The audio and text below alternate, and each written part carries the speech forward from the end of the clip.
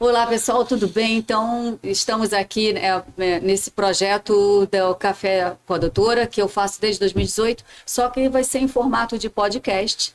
E eu trago hoje aqui o convidado, o Gabriel Valverde, da Arquivo Contabilidade. Nós vamos conversar um pouco sobre a reforma tributária, né, que vem desde 2024. Para nós entendermos de uma forma bem informal, tá, Gabriel? Leigo, porque eu não entendo muita coisa disso, acredito que o pessoal também não.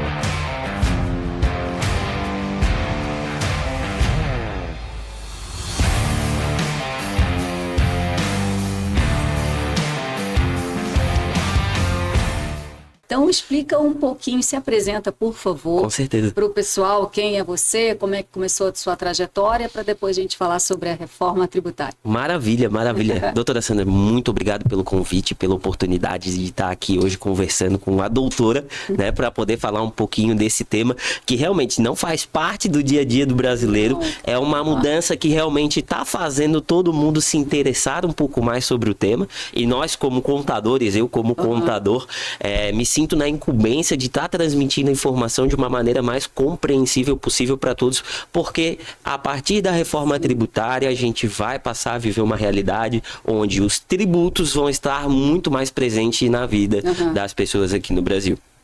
E essa explicação é muito importante porque, dada a mudança que a gente tem com a reforma tributária, e quando eu falo desta reforma tributária que iniciou lá em 2023, homologada em 2024, com o início de fato agora no dia 1º de janeiro de 2026, a gente está falando da mudança mais profunda na história dos tributos do Brasil. Tá. É a maior mudança que a gente já teve no âmbito tributário. Era muito complexo. Era muito complexo, ainda né? Ainda é complexo, mas sim, acredito que vai melhorar isso. É exatamente isso. O Brasil, historicamente, muitas pessoas não sabem, mas o Brasil, historicamente, sempre foi um país considerado referência na gestão tributária.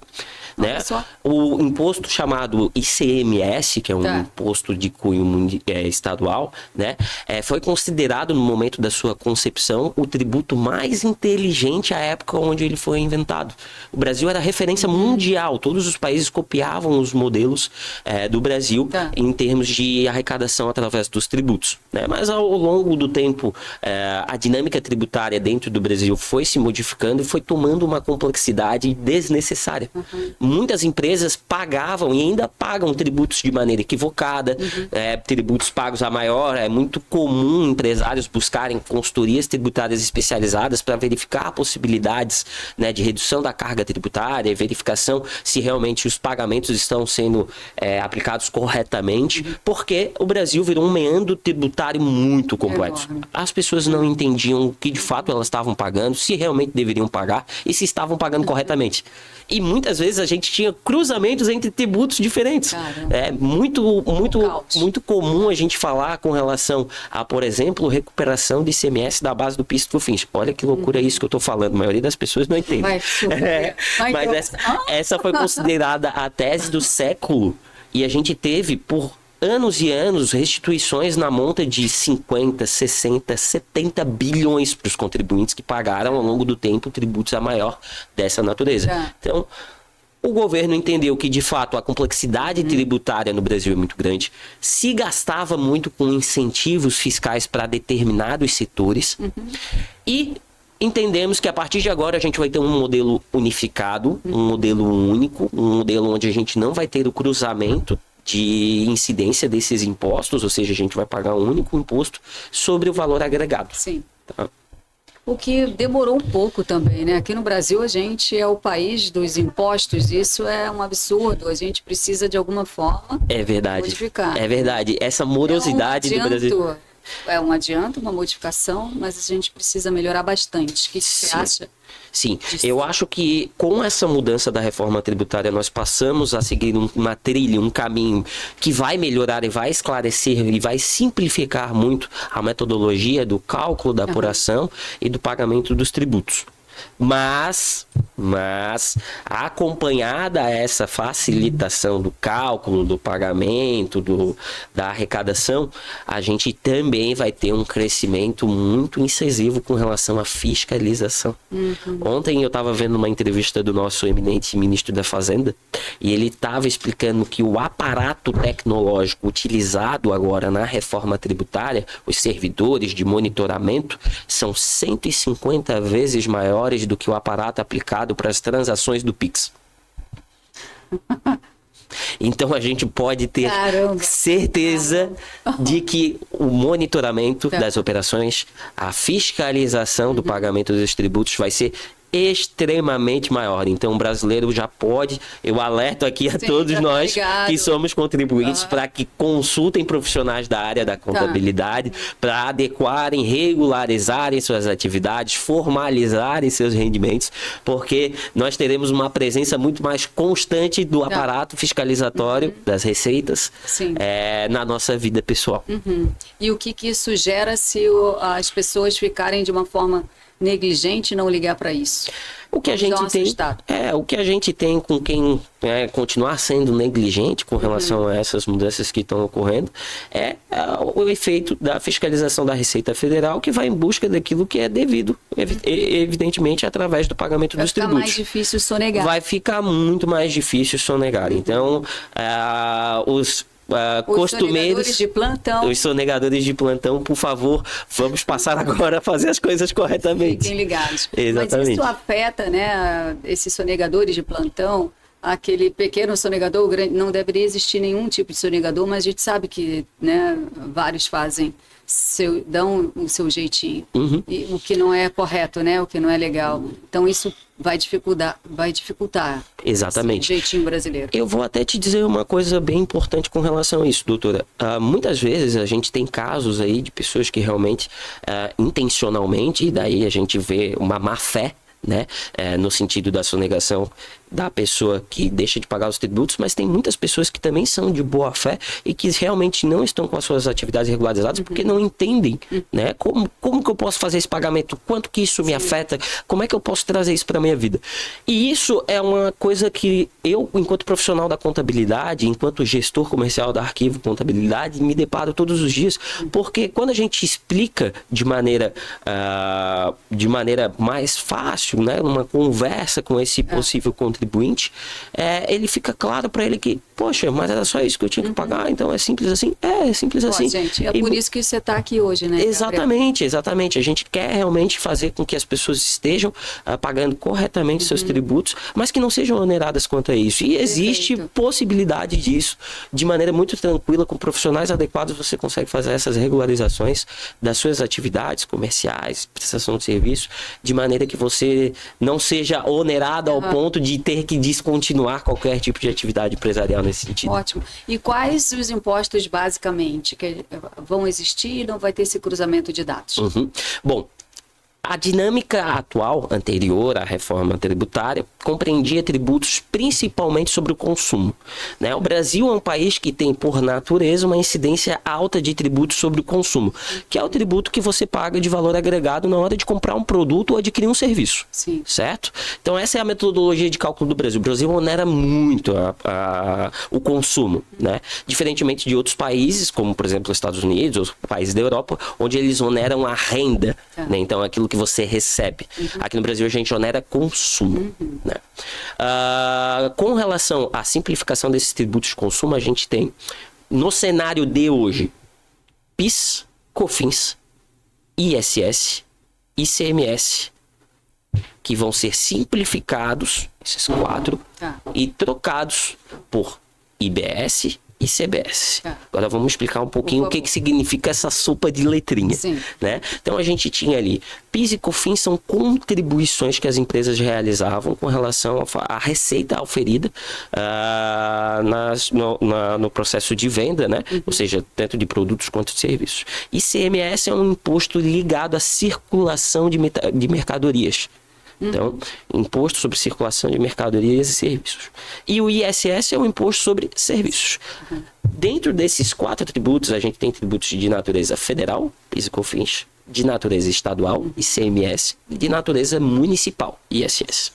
Agora a gente passa a ter o IBS, Imposto sobre Bens e Serviços, e a CBS, Contribuição sobre Bens e Serviços. A CBS federal, comprada pela União, Governo do Brasil, e o IBS, Estados e Municípios. Tá? Os dois vão incidir de maneira igual nas mesmas operações. E cada um vai ter alíquotas específicas. A gente vai ter um IVA dual, né? Porque aqui no Brasil a gente tem essa separação. Os órgãos estaduais e municipais têm as suas receitas próprias e a União também tem as suas receitas próprias. CBS destinada à federação e IBS destinada aos estados e municípios. Né? Presume-se que a gente vai ter uma alíquota desse IVA dual, né, do IBS e CBS, combinados de 28%. É a maior alíquota do mundo. Mas, como eu disse anteriormente, o Brasil já tem essa natureza de onerar mais o consumo do que a renda. Né? Visto que, por exemplo, a gente passou agora... Na prática não vai diminuir. Na prática não vai diminuir e alguns setores vão ser beneficiados e outros setores não. Outros setores vão ser onerados. Né? Por exemplo, o setor da prestação de serviço vai ser bem onerado com a reforma tributária. Hoje o setor de prestação de serviços tem uma tributação mais incentivada do que vai ter agora com a mudança da reforma tributária. Agora, comércio, por exemplo, já vai se tornar mais interessante, porque esse IVA dual, esse modelo de IVA dual traz um aspecto muito interessante, que é a possibilidade de crédito tributário de tudo aquilo que você consome ou adquire. Sim. Né? E isso é muito importante. Essa é a mudança mais profunda, no meu entendimento, da reforma tributária. Porque antes, tributos como ISS, PIS e COFINS, a depender do regime tributário, não te davam a possibilidade de absorver créditos sobre as compras. Eles já incidiam diretamente sobre as vendas. Agora, com o modelo de IVA dual da reforma tributária, do IBS e CBS, tudo que eu adquirir, consumir, vai me gerar créditos tributários. Né? Então, se eu contrato um serviço ou se eu compro um produto, aquele produto ou serviço vai me gerar um crédito equivalente à alíquota de 28%. Entendi. Né? E isso vai tornar a dinâmica... Você me falou também que aqui em Florianópolis, né, o serviço de clínicas, né, serviço da saúde é muito importante, né? Existe uma quantidade desses serviços. E você agora falou que pode dificultar um pouco os nossos serviços, é isso, com esses tributos, ou não? Pelo contrário, vai facilitar. Para o pessoal da saúde, eu trago excelentes notícias. Que bom, gente. A saúde com a reforma tributária vai ser um dos setores incentivados. Até a venda de produtos, né, da cesta farmacêutica vai ser de alíquota zero. Né? Então, aqueles produtos da farmácia popular, né, todos eles vão ser de alíquota zero, vai se tornar mais fácil para as pessoas adquirirem, mais barato, né, para as pessoas adquirirem os remédios, né?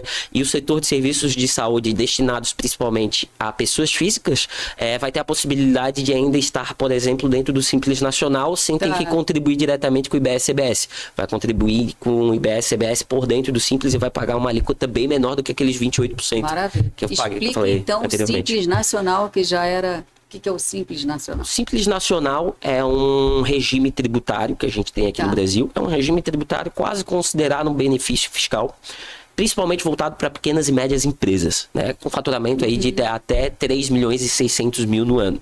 Né? Ele traz uma forma simplificada e alíquotas menores de imposto no momento que a gente realiza o cálculo. Então fica muito mais barato para o gestor de uma empresa do Simples Nacional contratar um serviço de contabilidade para fazer essas apurações, e ele também paga de forma simplificada todos esses impostos que eu comentei anteriormente. PIS, COFINS, ICMS, ISS, ele paga tudo numa única guia, que vence todo dia 20 do mês, com alíquotas menores do que as empresas dos outros regimes tributários, lucro presumido e lucro real.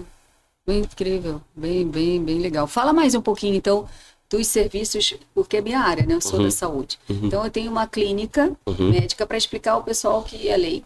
E no serviço médico, o que isso vai influenciar num recibo que eu forneço, com a nota fiscal? Como que isso modifica essa nova tributação? Perfeito. Para gente, para minha área. Para o pessoal da saúde, é muito importante que a gente esteja falando sobre a regularização das atividades de saúde. É muito comum a gente encontrar por aí médicos, até enfermeiros, né, que prestam serviço, como por exemplo, para idosos, para pessoas físicas comuns, sem a emissão do documento fiscal. A partir da reforma tributária, tributária, é muito importante que se tenha a emissão desse tipo de documento, porque as movimentações financeiras vão ser muito mais observadas pela Receita Federal. Então é bem importante a gente buscar essa regularização. Mas, Gabriel, isso vai impossibilitar a minha atividade médica?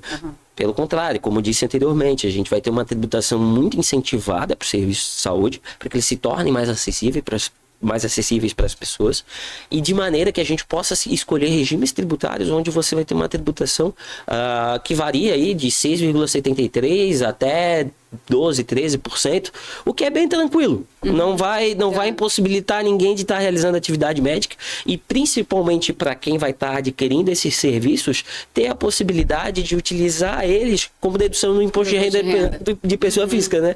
Todo mundo que é da área de saúde já está acostumado. Chega ali, abriu, todos os clientes, é uma enxurrada de gente. Eu quero recibo de saúde. A senhora nem veio aqui.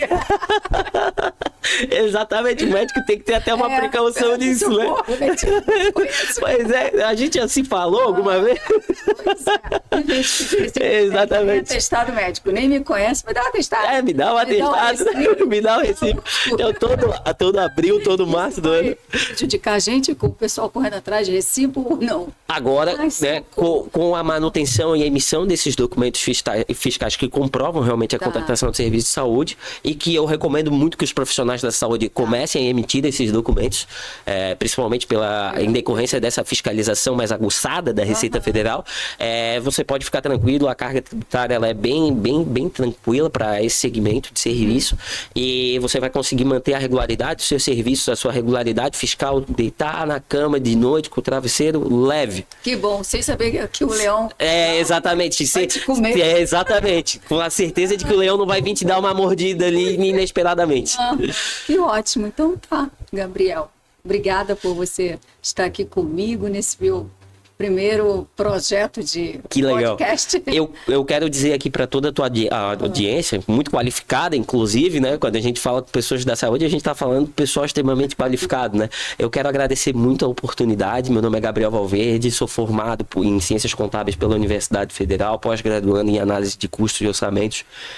Quero deixar aqui a disponibilidade do nosso escritório, tanto para você quanto para toda essa audiência qualificada que a gente tem, para estar buscando a regularização, para estar apto a estar operando nessa reforma tributária que vem com todo esse aparato fiscalizatório. Então, vamos garantir as nossas noites de sono tranquilas, né? Vamos garantir que a gente vai ter... nosso anjo da guarda. Exatamente. Vocês podem ficar tranquilos que vocês vão estar em boas mãos. Maravilha. Que é tudo que a gente quer ouvir num médico antes de entrar na cirurgia, né? Pode ficar tranquilo que você está em paz. Eu também sou Exatamente. Procurem o Gabriel e a sua empresa, que é o Arquivo Contabilidade. Quer deixar Insta? Por favor, pessoal, se puderem seguir aí, Arquivo Contábil no Instagram. E @Valverde Gabriel também, meu Instagram pessoal. Também levo conteúdo sobre contabilidade lá no meu Instagram pessoal. Perfeito. Tá bom? Obrigado. Beijo. Muito obrigado, doutora. Vamos brindar aí a sua... Saúde, muita saúde. Obrigada. Muito obrigado. Tchau, gente. Até o próximo.